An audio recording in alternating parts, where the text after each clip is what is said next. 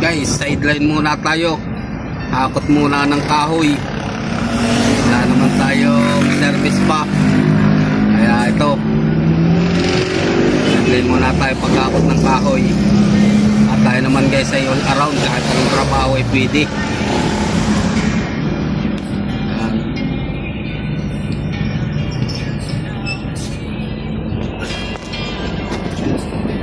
Yan, nakikita niya ng aking kasamang gwapo.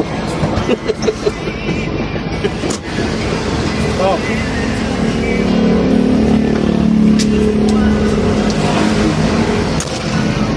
At dahil tayo nauuhaw na inom tayo ng soft drinks, guys. Muna tayo. At sobrang init.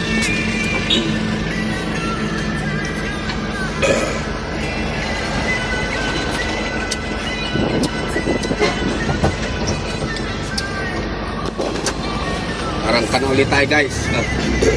Mahaba-haba pa mong ating biyahe. Maghahagot pa tayo ng bakal pagkatapos.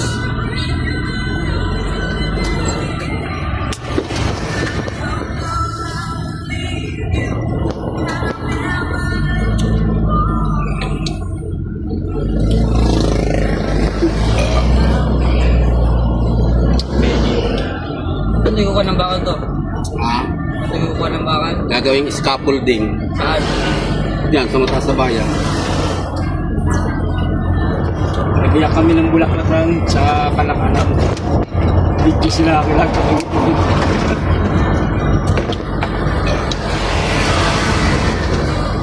Nakahaba na ako. Magunog mo lang. Ha? Pwede dyan. Pumunta. Yun. Bachili sana.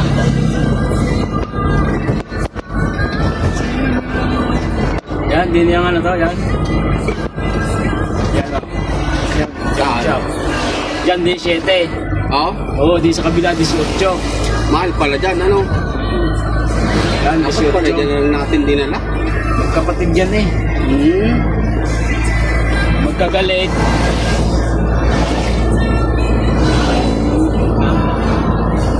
Magkagalit sila, kaya yung isa Kinalaban.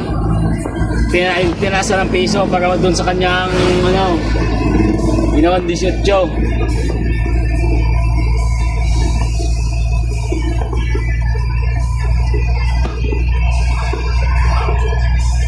Mahal pa dyan tanso dyan for 20 kilo. Basta yung balat, huwag lang isunog, magsunog 350 lang. Oh, Pangit na pagsusunugin, pag balat lang talaga, makintab tignan din. mas mahal pagka binalatan lang. Oo. Pag sunog, may bawas na, no? Nagaan yun eh.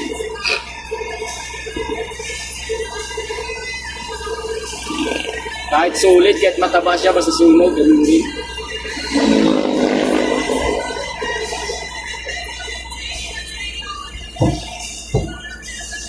Karga muna tayo ng bakal para isang biyahe na lang. Alin kayang bakal ang ikakarga natin? Siya, baka yung dimusan tayo nagbaba. Saan? Yung binaba natin din dati. Saan? Yung galing sa Nasugbo. Tanong natin. Baba na dyan. Oh, tanong mo nga kung alin bakal.